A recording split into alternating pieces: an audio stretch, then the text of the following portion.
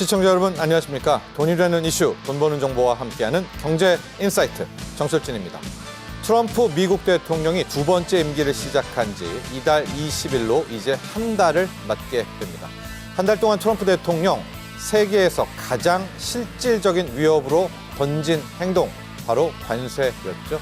자, 트럼프 이게 한 달 만에 행정명령 무려 65건을 쏟아내면서 집권 초반부터 통상전쟁에 몰두하고 있는데, 자, 지난 10일 돌아보면 수입산 철강, 알루미늄에 대해서 25% 관세 부과, 그리고 이제 다다음 달이죠. 4월 2일 미국에 수입되는 자동차에 대한 관세 부과까지 이야기를 하며 상호관세에 이어 품목별 관세 공격도 계속되고 있습니다. 오늘 경제인사이트에서는 반도체, 자동차의 관세 부과를 공식화한 트럼프발 관세 전쟁, 그 끝은 어디일지, 또 우리 한국 경제엔 어떤 영향을 미칠지, 우리의 협상 카드와 대응 전략은 무엇인지 1시간 동안 자세하게 진단해 보도록 하겠습니다.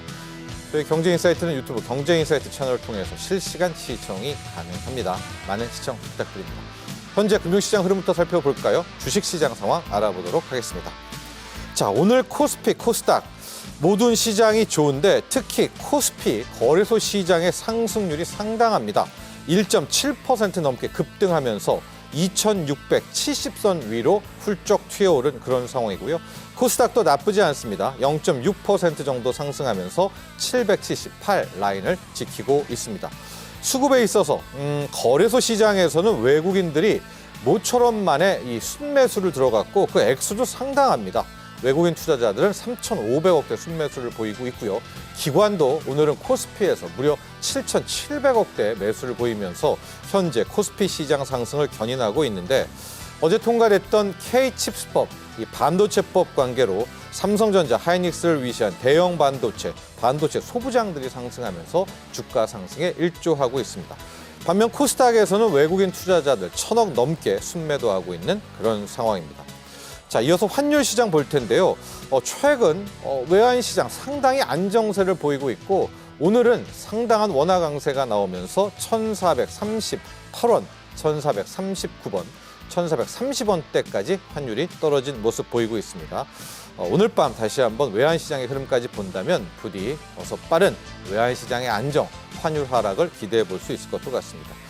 자, 가상자산 시장 가볼까요? 암호화폐 요즘 계속해서 등락 하락 이어가면서 박스권 장세에 갇혀 있는데, 오늘도 1억 4천만 원대에서 위아래로 움직이고 있고, 달러 기준으로도 94,000, 95,000달러에서 정체된 그런 모습입니다.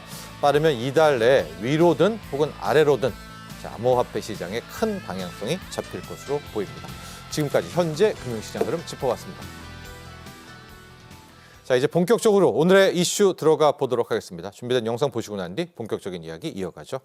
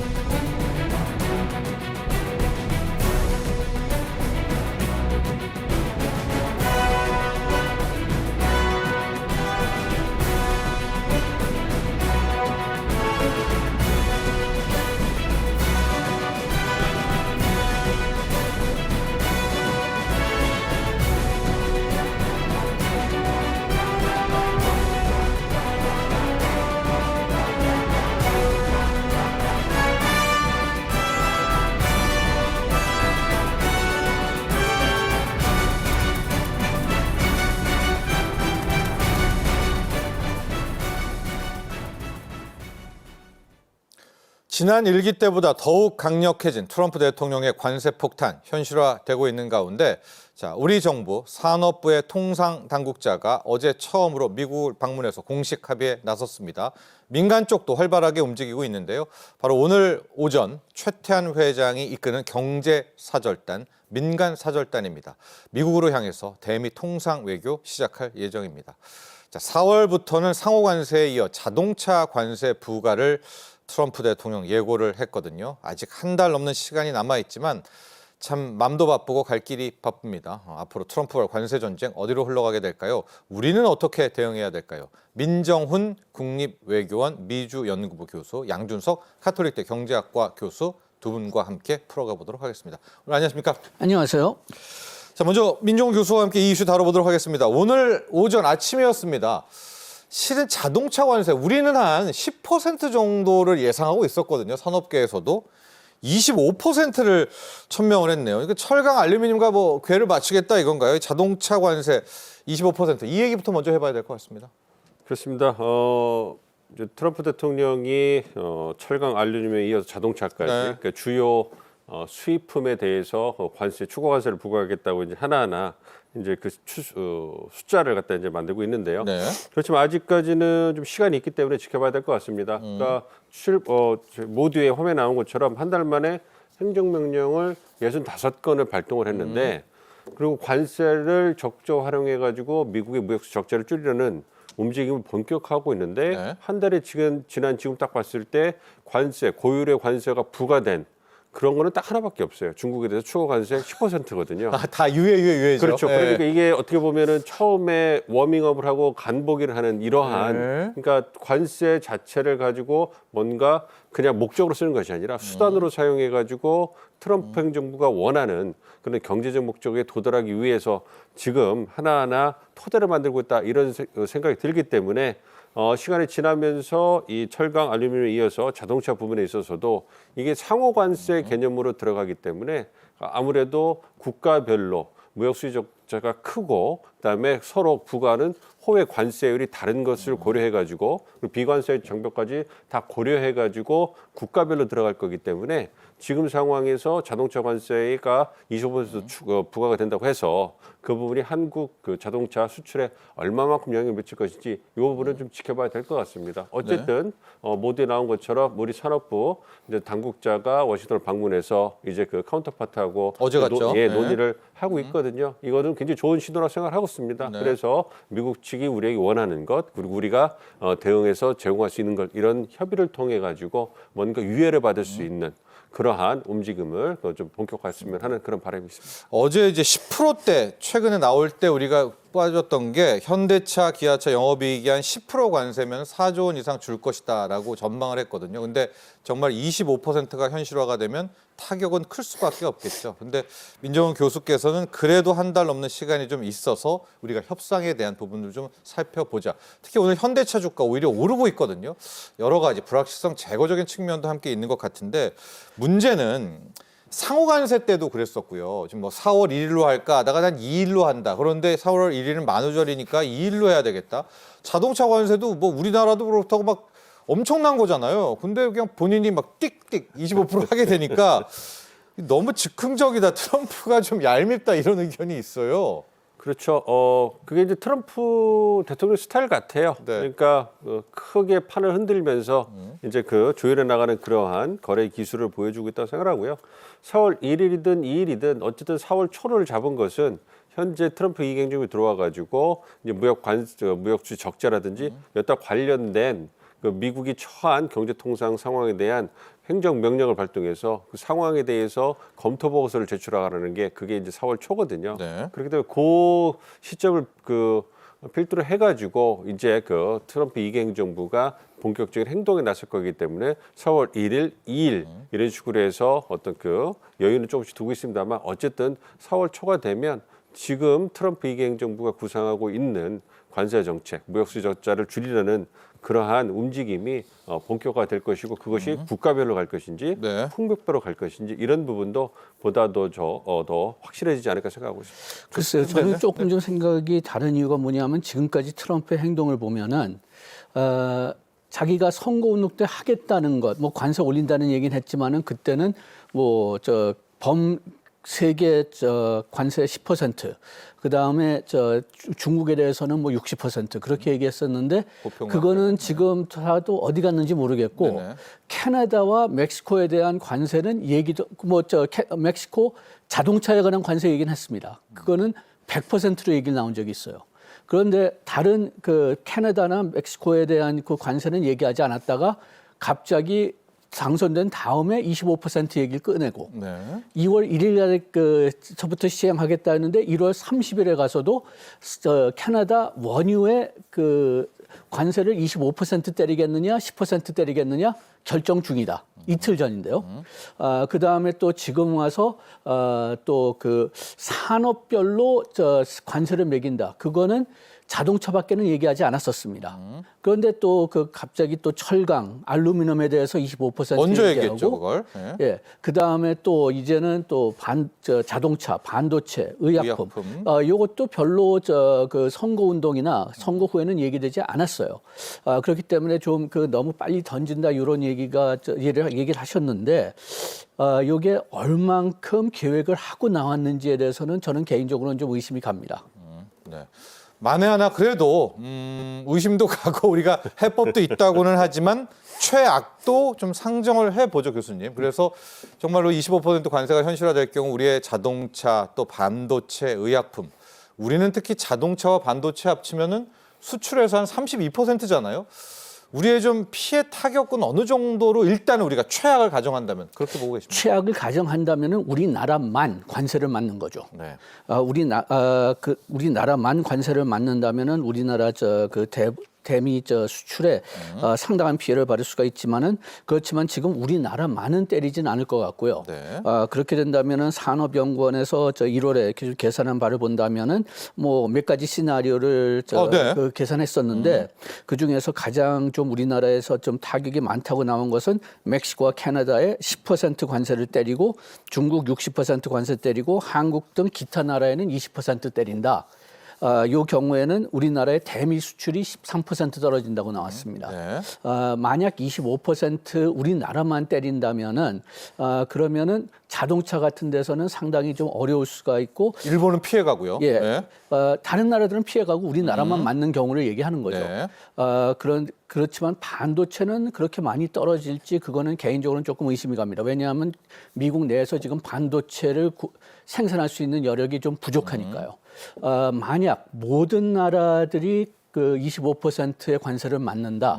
그렇게 된다면은 뭐 우리나라가 미국 내 가격이 올라가기 때문에 거기에 따라서 피해는 보겠지만은 그렇지만은 다른 나라들한테 우리나라의 마켓 쉐어를 뺏기진 않을 거예요. 그렇기 때문에 그런 경우에는 미국 가격이 많이 올라가면서 미국 내 가격이 많이 올라가면서 우리나라에 대한 피해는 좀 그렇게 크지 않을 가능성이 있습니다. 네. 그렇지만은 지금 트럼프가 어떤 형태로 어떤 산업에 어떻게 관세를 부과할지 얘기한 게 없어요. 지금 총체적인 비전이 나온 게 없습니다. 그렇게 되니까 시뮬레이션 같은 거 하기도 굉장히 어려워요. 네. 너무나 많은 네. 시나리오를 지금 생각해야 되니까요. 네. 불확실성이 역시 가장 큰 우려다라고 이야기를 해주시면서 시나리오 2가지 정도를 이야기해 주셨는데 만약에 보편 관세, 특히 국가별 품목별 보편 관세라면 실질적으로 우리의 타격은 그리 크지 않을 수가 있다. 다 같이 매를 맞는 거니까. 다만 우리만 특정 품목, 가령 자동차 같은 경우에 일본은 피해가고 우리만 25%를 매긴다. 이럴 경우에는 상당한 타격이다. 반면에 반도체는 뭐 감히라는 표현은 그렇지만은 쉽게 우리나라만 뭐 25% 관세를 또 부과하는 것도 왜냐하면 돌아 그게 또 엔비디아랑 AI 칩 가격 올리는 거 아닙니까? 그게 지금 만약 지금 우리나라에 25% 반도체를 부과한다면 선거 다음에 그 얘기를 하긴 했어요. 지금 바이든이 우리나라하고 대만에 보조금을 주면서 반도체 회사를 미국에 세우려고 유도하는데 자기라면은 관세로 하겠다. 네. 이런 얘기를 선거 후에 하긴 했습니다. 네. 그런데 지금 미국 정부 내에서도 그리고 또 투자은행에서도 계산하기는 만약 미국에서 반도체를 만들기 시작한다면은 그 가격이 미국산이나 대만보다 20 내지 40%가 더 높다고 나왔어요. 그렇다면은 진짜 미국에서 반도체 생산을 유도하려면 관세도 한 그 정도 나와야 된다는 거죠. 네. 그렇기 때문에 25% 또는 그 이상의 관세가 나올 가능성은 충분히 있는데 문제가 뭐냐? 아직까지 미국 내 생산 여력이 없습니다. 그렇기 때문에 그 생산 여력이 생길 때까지는 그냥 좋든 싫든 그렇게 관세를 내면서 우리나라에서 또는 대만에서 사야 돼요. 그렇게 된다면은 미국 내 반도체 가격이 뭐 한 20, 30, 40% 올라갈 거고 그렇게 된다면 미국 내 뭐 AI 개발이나 네. 뭐 연구나 그런 데 영향을 미칠 수밖에 없습니다. 그럼 반도체 보조금은 줄까요? 그걸 혹시 빠토로 대상으로 삼는 거 아니에요? 그것도 빠따로 삼을 수가 있는데 지금 제가 기억하기로는 바이든이 그 계약을 우리나라 회사들하고 했어요. 네. 그래서 지금 트럼프가 그 계약을 번복할 수 있을까 그렇게 지금 보고 있는데 만약 번복을 한다면은 그러면 우리나라가 그 고소를 통해 가지고 그 돈을 받을 수가 있을 겁니다. 알겠습니다. 아니 그런데 문제가 뭐냐 하면은 트럼프가 그 대통령 되기 전에 네. 자기 부동산 산업, 뭐 호텔 산업 같은 거 할 때 네. 이런 일을 자주 했어요.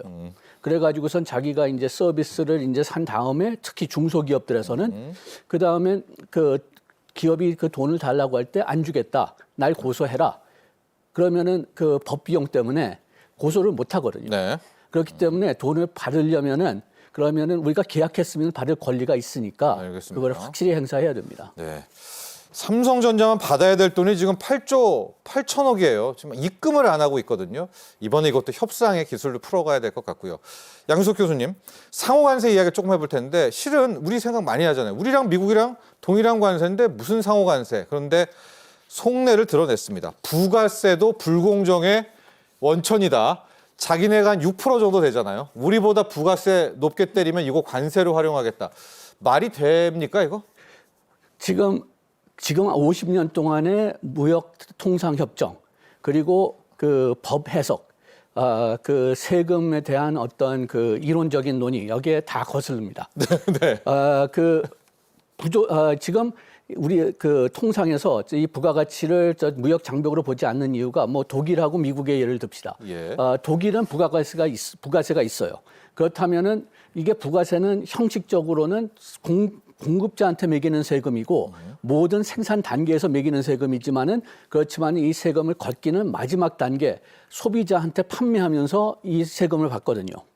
그런데 만약 여기에 수입품이 들어갔다. 네. 수입품이 들어갔다면은 그러면은 수입품은 외국에서 생산했기 때문에 이 VAT를 안 냅니다. 네. 부가가치세를 안 내니까 이게 불공평하다. 오히려 국내 상품에 역차별하다고 해가지고 부가가치가 있는 나라에는 관세뿐만이 아니라 부가가치를 내게 돼 있고 네. 또 이 독일 같은 부가가치세가 있는 나라에서 미국 같은 부가세가 없는 나라로 수출한다면은 그러면은 그 수출할 때 이 부가세를 안 받아요. 그렇기 때문에 부가세가 없는 나라는 부가세가 없이 경쟁을 하고 부가세가 있는 나라는 부가세가 있는 대로 경쟁하고 이렇게 법 정리가 됐는데 그거를 지금 트럼프가 번복하려고 하는 거죠. 예. 그 논리는 단순히 이거는 국경에서 걷는 세금이기 때문에 관세다. 그렇지만은 그렇게 해석을 한다면은 지금 한 50년 동안 있는 이 국제 협정에 대한 협의 그리고 뭐 세금 협정에 따른 협의 이런 것을 다 번복시키는 일이 되는 거고요. 그 다음에 또 특히 지금 그 미국에서 6% 세금이 있다고 말씀하셨는데 요거는 세일스 텍스 네. 그러니까 판매세잖아요. 요거는 법적으로는 소비자들한테 가는 세입니다.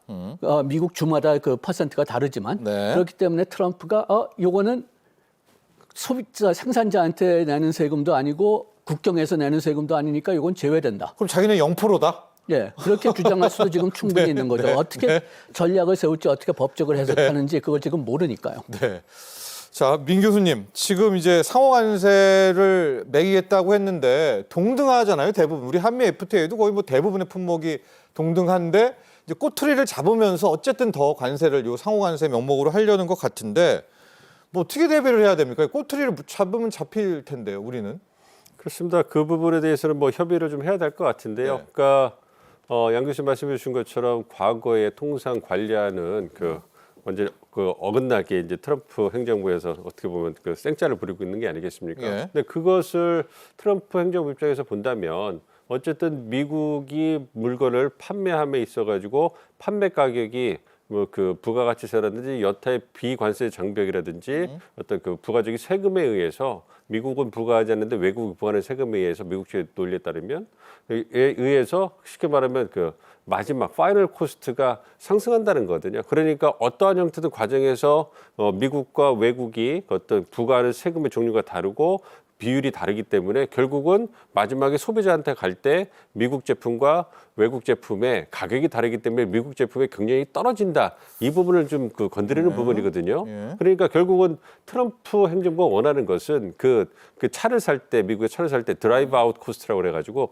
드라이브 아웃 프라이스 모든 것을 다 포함한 소비자한테 그 인도되는 가격 네. 요거를 맞추고 싶은 생각이 있는 거예요. 그러니까 그 모든 비관세 장벽까지 다 고려해서 과거에는 그냥 눈 감아줬던 부분까지 다 고려해서 미국의 무역수 적자를 줄이기 위해서 만드는 부분이기 때문에 네. 이 부분은 미국과 우리나라든지 상대국 간에 조율이 가능한 부분이 있는 거죠. 뭐 그렇기 때문에 그런 부분에 대해서 우리가 한미 FTA를 갖고 있기 때문에 사실은 그 세율이 없는 거지만 예. 그것이 이제 그 꼬투리를 FTA를 잡힌다면? 갖고 있음에도 불구하고 부가가치세가 있어서 미국 제품이 한국 제품보다 비싸다. 예. 이런 논의가 나오고 있는 것 같기 때문에 그런 거는 우리가 0점 조정이 좀 가능한 부분이 아닌가 생각을 하고 있고요. 그리고 이것과 더불어서 우리가 자동차 산업뿐만 아니라 많은 부분을 대미 투자를 하고 있잖아요. 네. 뭐 그런 부분에 대해서 강조를 하고 그리고 대미 투자 안에 짓고 있는 그 자동차 같은 경우는 현대 기아차에서 그 미국 내 생산하는 제품을 많이 늘린다면 그렇다면 그러한 부분에서 포화를 피할 수 있다고 생각합니다. 그래서 자동차라든지 우리가 의약품이라든지 부품 이런 걸 보시면 이거는 판매할 때 있어서 미국하고 한국이 다 같이 동시에 공급할 수 있기 때문에 이거는 무역수지 적자를 줄이는데 방점이 찍혀 있는 거고 네. 아까 양 교수 말씀해 준 것처럼 반도체 같은 경우에는 미국에서 상용 메모리 반도체라는 이런 부분에 대해서 제조 생산 여력이 없잖아요. 그거는 뭐냐면 그렇다고 무역수지 적자를 줄이는 게 아니라 네. 그거는 미국 내에서 만들기 위해서 팔을 꺾어가지고 미국 내다 제조 시설을 만들려고 하는 거거든요. 네. 그거를 보조금을 바이든은 줬고 트럼프는 이제 관세를 사용하는 거기 때문에 성격이 좀 다른 부분이 있습니다. 그래서 네. 그런 부분에 대해서 우리가 품목별로 대비를 해나간다면 좋습니다. 이게 선뜻 이해는 예. 예, 죄송합니다. 저기 그 대부분 제가 동의는 하는데 한 가지만 좀 말씀드리고 싶은 게 어저께 뭐 FTA별로는 계산이 안 나와가지고 그거 못 봤지만은 어저께 그 세계은행에서 계산한 가중 관세 평균율을 봤는데 EU가 미국보다 낮아요. 예. 그렇기 때문에 만약 순수하게 상호 관세를 한다면은 미국이 유럽의 꼬투리를 잡을 수 없을 가능성이 큽니다. 네, 네. 그러니까 그 부가가치세를 잡은 거죠. 네. 그게 무슨 얘기냐 하면은 이게 관세를 매기고 싶으면은 그러면 그쪽에서 지금 어떤 이유라도 쓰겠다는 거죠. 네. 지금 그 판단 기준 중에 하나가 비관세 장벽인데 비관세 장벽 무엇을 보겠느냐 그 얘기는 없습니다. 그냥 USTR이 정하는 대로 보겠다고 그렇게 얘기하니까 지금 봐서는 그 미국이 관세를 때리고 싶으면은 그 뭔가 그 이유는 찾을 것 같아요. 네. 그러니까 어떤 면에서는 이유를 통해서 우리가 좀 막으려고 하는 것은 좀 잘못된 전략이 아닌가 좀 생각됩니다. 그렇습니다. 이러는 겁니다. 지금 부가세를 꼬투리를 잡는 게 약간 말이 안 되는 것이 독일에서 판다, 우리나라에서 판다. 똑같이 우리 거나 메이드 인 USA나 같이 부가세를 맞고 들어와서 이게 공정 경쟁이거든요. 미국에서는 없는 채로 공정을 하고 그러니까 부가세가 너네가 더 높지 해가지고 이거를 관세를 매긴다는 게 선뜻 이해는 안 간다는 건데 또 그렇게 이야기를 하니까 또 우리는 받아들이는 거고요. 요거 하나만 더 우리 양수석 교수께 좀 여쭤보겠습니다. 우리 전기료가 싸잖아요. 예. 만약에 이제 꼬투리를 잡다 한국은 왜 저렇게 싼 전기료를 만들어? 그거 불공정해. 이렇게 해서 또 하면 또 합니까? 충분히 할 수가 있죠. 그런 문제가 전에 나온 적도 있고요. 네. 우리가 지금 특히 요즘 와서 거기에 취약한 것은 지금 한전의 공급 그 금액이 뭐 지금 최근은 바뀌었지만은 네. 작년까지만 해도 적자였잖아요. 네. 비용보다는 낮은 가격으로 전기를 공급했기 때문에 요거는 충분히 그 미국이 아니라도 보조금이라고 얘기할 수가 있죠. 보조금이라고 지적을 해서 예. 그 부분을 또 특히 그 한국전력이 민간 기업이라면 또 몰라요. 그렇지만은 반공기업이니까요. 예. 그리고 또 정부가 그 가격을 통제하고 있으니까. 그러니까 이번에 예. 그 트럼프 이행 정부에서 어떻게 보면 우리 입장에서 생떼를 뜨는 건데, 그러니까 그 지금 얘기하고 있는 부분은 과거에 우리가 용인되고 관례대로 가던 부분을 다 뒤집는 거 아니겠습니까? 네. 그 얘기는 뭐냐면 과거에 이미 존재하던 그런 시스템이나 작동 관례가 더 이상 미국의 이익에 부합하지 않으니까 다 뒤집고 싶은 거예요. 네. 그거를 뒤집기 위한 수단으로 이제 관세를 이용하는 거고 말씀하신 것처럼 전기료가 만약 한국이 싸다. 그렇다면 그건 국가가 보조금을 지급해가지고 시장을 갖다 교란하는 거 아니냐. 불공정한 무역을 하기 위해서 미국과의 그 불공정 갭이기 때문에 이것도 시정해야 된다. 이걸 주장하는 진짜 그 코에 가면 코걸이, 귀에 가면 귀걸이가 될 수 있는 거기 때문에 그러니까 목적이 뭐냐라는 것을 잘 봐야 된다고 생각합니다. 그러니까 네. 기존의 모든 관례나 시스템 자체가 미국이 부합하지 않기 때문에 네. 필요하다면 모든 걸 다 뒤집을 수 있고 완전히 제로 그라운드에서 다시 하고 할 수도 있다라는 것을 엄포를 놓고 있기 때문에 네. 이 부분에서 우리가 좀 네. 대응해야 될 것 같아요. 우리 민정우 교수께는 아주 근원적인 질문 드릴게요. 관세 전쟁을 왜 하는 걸까요? 왜냐하면 지금 보면 미국이 꼭 유리하지 않을 수도 있을 것 같거든요. 근데 왜 이러는 거냐 이렇게 물어본다면 이게 건건이 해결할 것도 많고 어떻게 흘러갈지도 모르잖아요. 이거 미국 산을 피해될 수도 있습니다. 가다가 보면 이거 왜 하는 거죠, 트럼프는? 그렇죠. 그러니까 그 트럼프 입장에서는 그러니까 미국 그 경제학들이 다 얘기하는 거 아니겠습니까? 어쨌든 관세를 높이게 되면 미국 내 유입되는 수입품의 가격이 올라가서 그 트럼프 행정부가 지금 4월에 걸고서 잡으려고 하는 인플레이션이 높아질 수 있다. 물가가 높아질 여러 수 개 있기 있죠, 때문에 부작용이.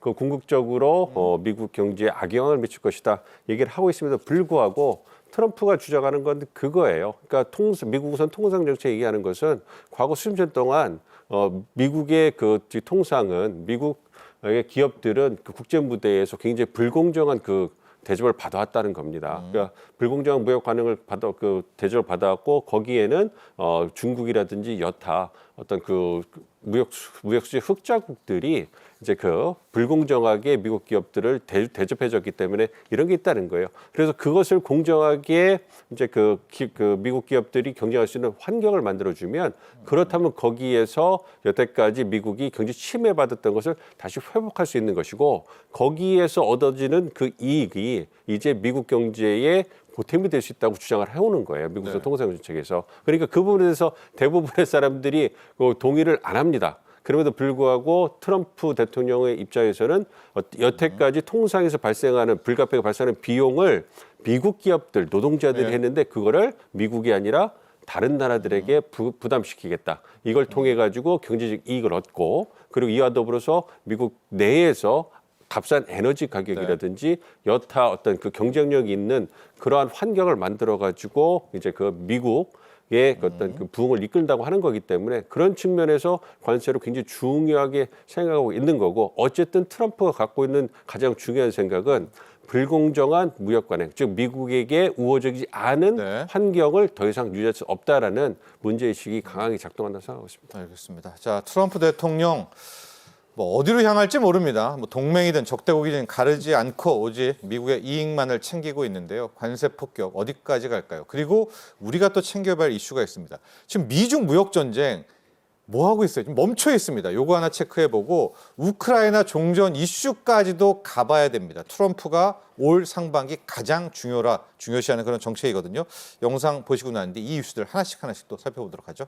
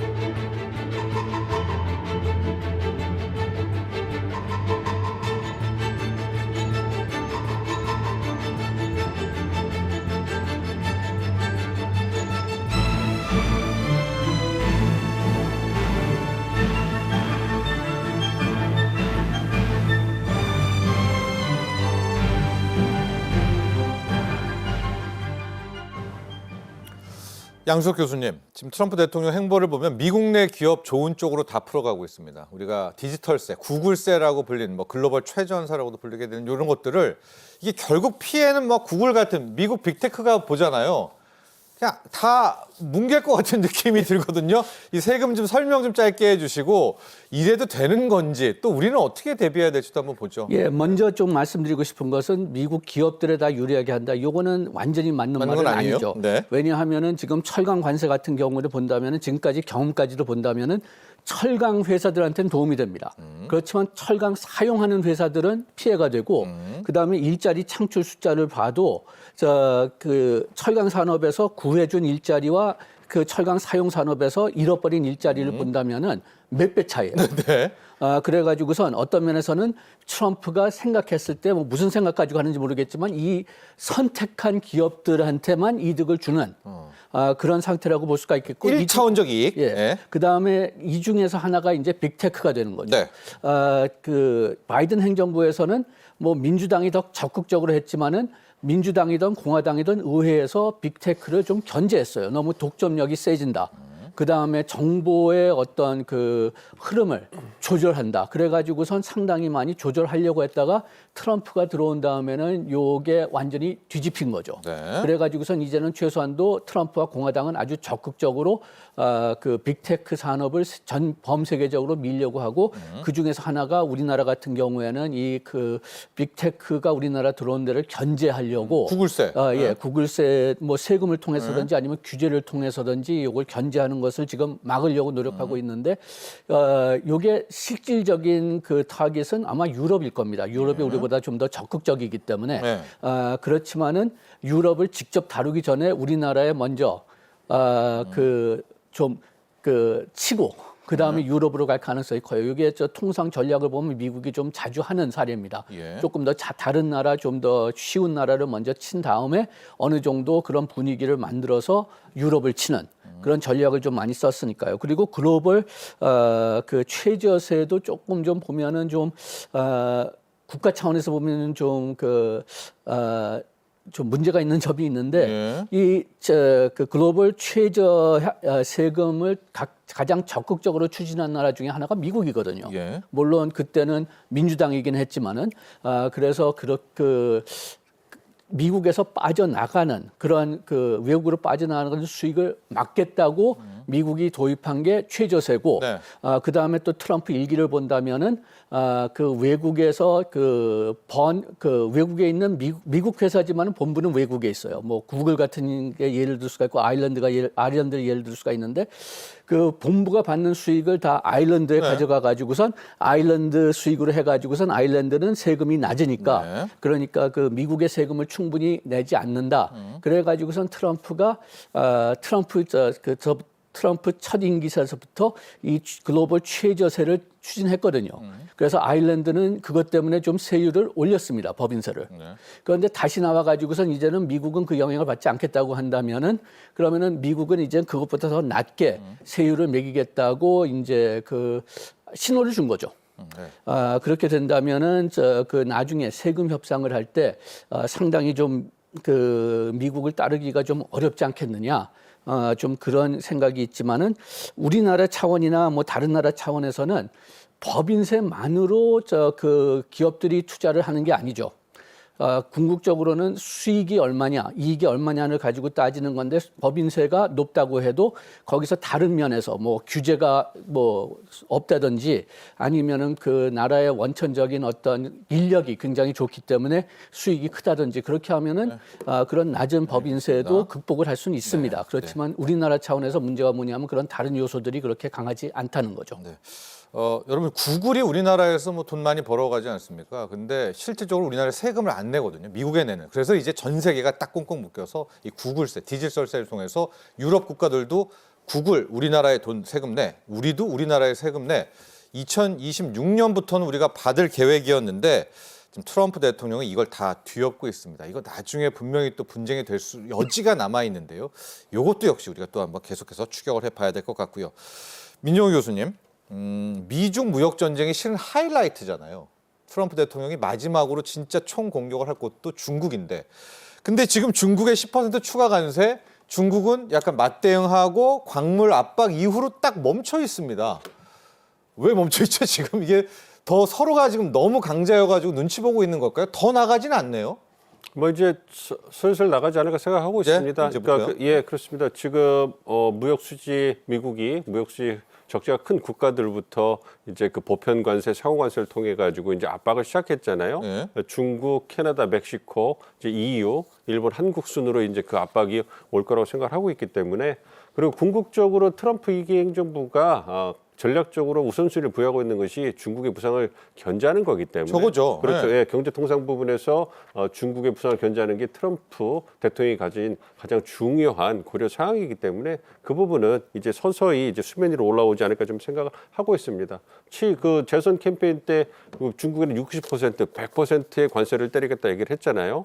그리고 지금은 논의가 되고 있지 않지만 또 하나의 중요한 축이 뭐냐면 첨단 기술 핵심 분야 중심으로 해가지고 중국과 선택적 디커플링을 해가지고 미국을 제조업의 허브로 만드는 거거든요. 네. 그건 아직 시작도 안 했어요. 그렇기 때문에 우선 취임 100일 동안에 가시적으로 성과를 낼 수 있는 부분이 숫자기 때문에 어떤 그 무역 전쟁을 통해 가지고 관세를 통해서 뭔가 유권자들에게 이만큼 성과를 냈습니다 보여주기 위해서 지금 움직이고 있는 거고 거래의 기술상 60%를 원하든 100%를 원하든 한 번에 때리는 것이 아니라 일단 10%를 던져놓고 중국의 반응을 봐서 그걸 통해 가지고 중국이 허락하지 않는다면 그렇다면 제가 생각할 때는 좀 더 높은 세율의 관세를 때려 가지고 중국을 갖다 압박하는 이런 모습을 보여줄 거라 생각하는데 중국도 일기 때 4년 동안 경험이 있지 않습니까? 네. 다양한 총알을 지금 구비하고 있기 때문에 좀 느긋하게 쳐다보고 있고 또 트럼프가 이 관세 전쟁뿐만 아니라 두 개의 전쟁에서도 출구를 모색해야 하기 때문에 굉장히 바쁘지 지금 않습니까? 우크라이나 때문에 너무 바쁘죠. 굉장히 네. 바쁘기 때문에 네. 사실 중국은 뒤에서 미소 짓고 있는지도 몰라요. 네. 그런 부분에서 어쨌든 지금 네. 핵심 희귀 광물들에 대해서 수출 통제를 하고요. 네. 그리고 이제 그 위안화 절하를 통해 가지고 충분한 여력을 만들어 놓고 있거든요. 네. 그렇기 때문에 이제 그 초기에 주요 흑자국에 대해서 관세를 통해 가지고 엄포가 들어간 다음에는 본격적으로는 미중 2차 무역 전쟁이 벌어지지 않을까 이렇게 생각하고 있습니다. 양준석 교수님이 생각하시는 앞으로의 로드맵도 한번 좀 들어보고 싶습니다. 이게 이제 어느 품목 어느 국가로 가다가 결국 마지막은 미중일 것 같은데 앞으로 어떻게 흘러갈까요? 시나리오를 좀 짜주신다면. 먼저 중국을 본다면은 일기를 참고할 수 있을 것 같아요. 일기에도 그 중국에 대해서 견제를 하겠다 얘기했지만은 첫 한 2년 동안은 별로 견제를 안 했습니다. 그렇지만 그 2년 동안에는 무엇을 미국이 얻었느냐? 이렇게 그 관세를 올린다고 해가지고선 그 농산품을 사게 했죠. 그 다음에 또 트럼프도 개인적으로는 그 2년 동안에 자기 회사가 그 중국에서 상표권들을 좀 따올 수 있었거든요. 그래가지고 이번도 좀 비슷한 전략이 아닌가. 이렇게 천천히 관세를 올리면서 그러면서 그 미국으로 중국으로부터 뭐를 받을 거를 좀 이제 더 받는. 그런 그 전략을 세우고 있고 중국도 그걸 어느 정도 인정하는 것 같아요. 이번에 보복 관세 낸 걸 본다면은 그러면은 트럼프가 뭐 좋아하는 뭐 철강이나 그런 것에 대해서 또 관세를 올리긴 했지만은 농산품에 대해서는 안 올렸습니다. 그렇기 때문에 농산품에 대해서 서로 거래를 하자는 그런 어떤 암묵적인 그 신호가 지금 오가고 있는 것 같고요.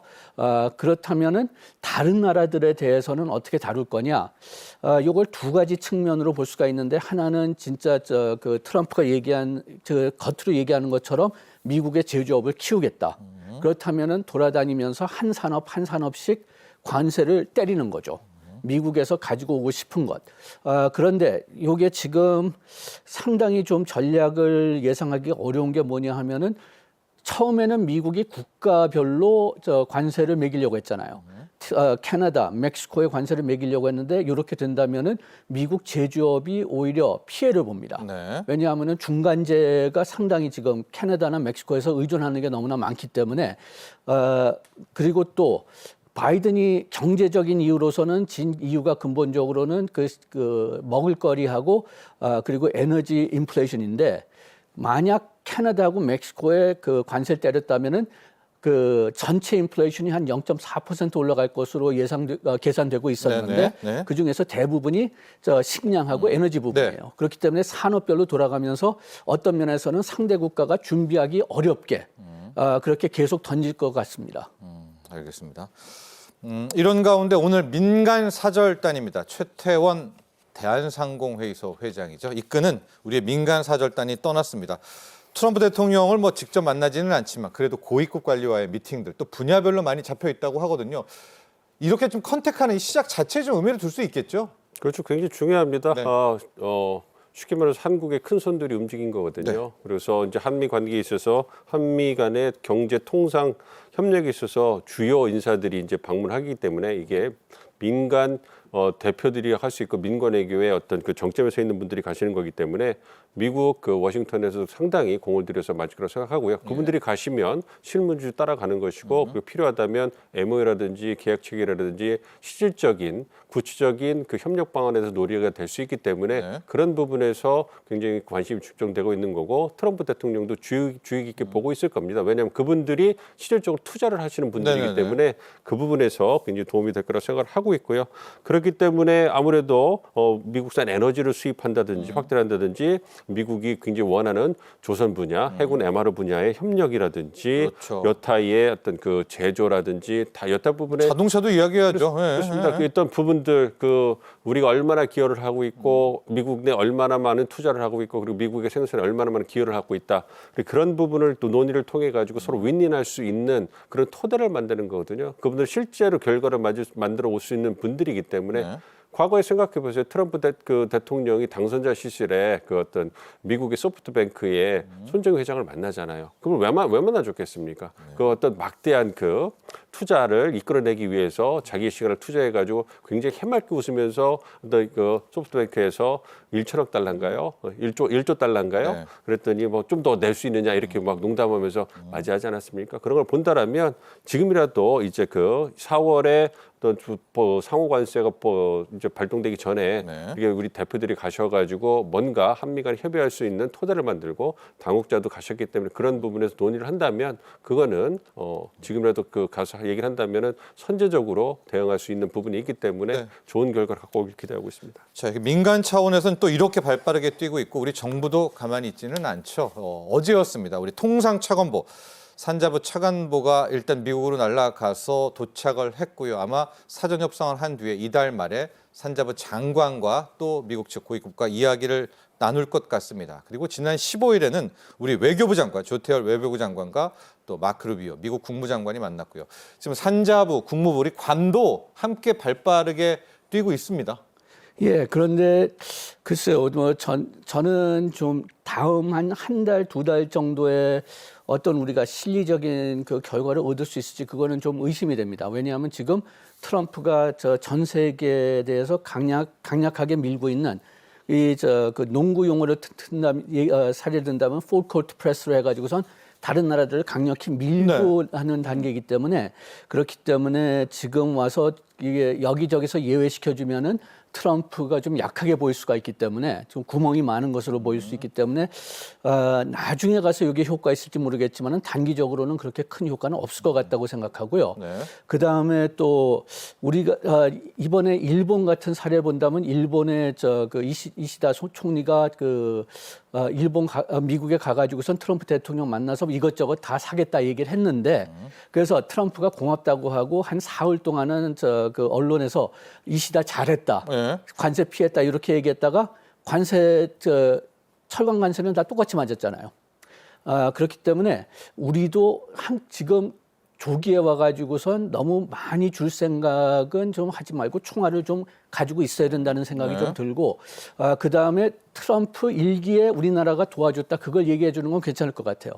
바이든 때 우리가 도와줬다, 바이든 때 우리가 투자를 많이 해줬다면 그건 그렇게 효과가 없을 것 같으니까 네. 그런 경우에는 오히려 만약 그 미국이 관세를 올려가지고선 중간재 같은 게 더 비싸진다면은 우리가 투자를 줄일 수밖에 없다. 네. 적자가 나기 때문에 그런 식으로 접근하는 게 좀 더 낫지 않을까 생각되고 하여튼 트럼프하고 다룰 때는 뭐 이렇게 트럼프한테 주겠다는 당근도 있어야 되지만은 우리가 그 째찍도 네. 뭐 나중에 쓰지 않을 수도 있지만은 일단은 준비를 해놔야 될 것 같습니다. 우리 정부가 지금 366조 원 무역 금융 지원책을 일단 마련해 놓고 있고 우리도 역발상입니다. 한국으로 돌아오는 유턴하는 기업에 대한 또 혜택도 마련하고 있고 또 정부 차원에서도 일단 준비해 놓고는 하고 있습니다. 할 건요. 네. 글쎄요. 뭐 그런데 일단 첫째 유턴 기업을 본다면 우리가 지금 이게 유턴하는 기업 지원해 주는 게 첫 개가 아니거든요. 그런데 별로 돌아온 기업들은 많이 없습니다. 궁극적으로는 이 기업들이 다시 유턴을 하고 돌아오려면은 우리나라의 그 순수한 지원뿐만이 아니라 우리나라의 그 규제 환경이나 활동할 수 있는 환경이 좀 더 자유로워야 되고 비용이 좀 감소해야 되는데 거기에 대해서는 충분한 노력이 아직 없다고 보고요. 그 다음에 지금 미국이 강력하게 관세를 때리는 그 시기에 있는데 저는 개인적으로는 이 관세를 계속 유지하기는 어렵다고 봅니다. 왜냐하면 트럼프가요? 네. 왜냐하면은 인플레이션이 미국 내에 너무 심해질 거고 그러면은 고금리가 계속 될 것 같으니까요. 그렇게 된다면은 금융 지원해주는 금융은 그때까지 우리나라 수출 기업을 살리는 데 써야 된다.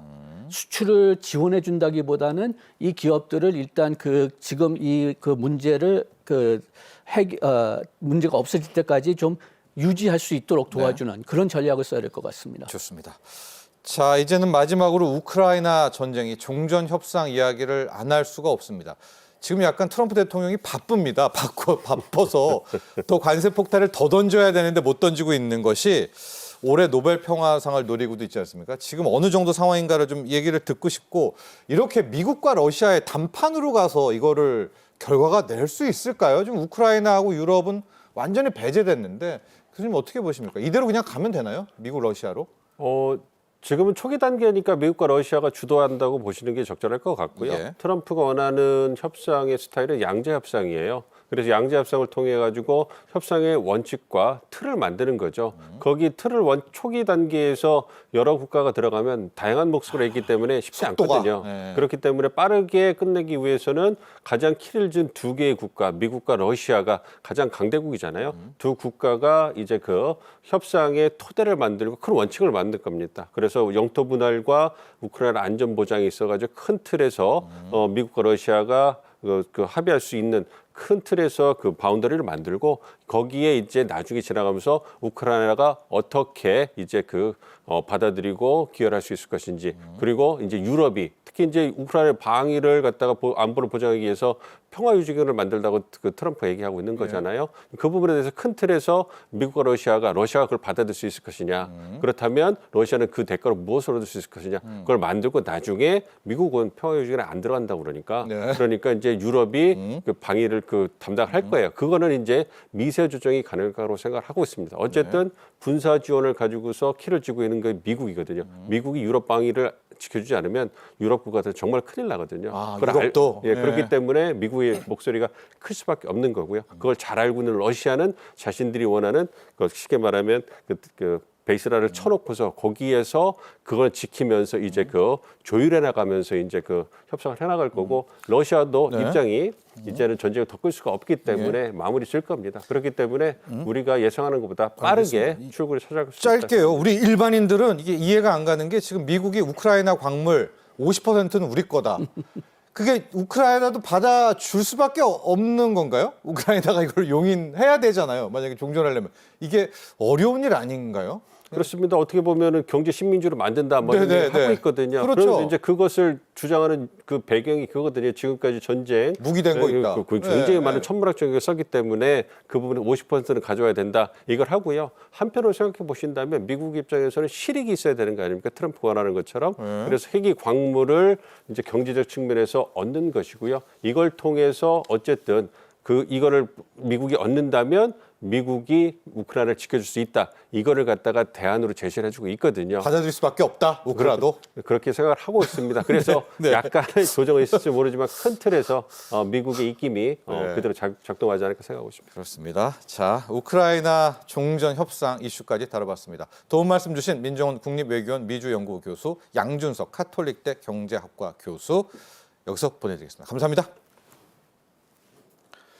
자, 경제인사이트 오늘 준비한 소식은 여기까지입니다. 농림축산식품부는 장바구니 물감을 부담을 줄이기 위해서 오는 20일부터 26일까지 농산물 할인 판매를 지원한다고 밝혔습니다.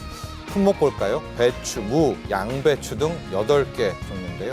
행사 기간 동안 마트와 로컬푸드 직매장, 온라인 몰 등에서 8종을 최대 40% 할인된 가격에 구매할 수 있다고 합니다. 많은 이용 바랍니다. 오늘 여기서 인사드리겠습니다. 금요일 오후 3시에 다시 뵙죠. 여러분 감사합니다.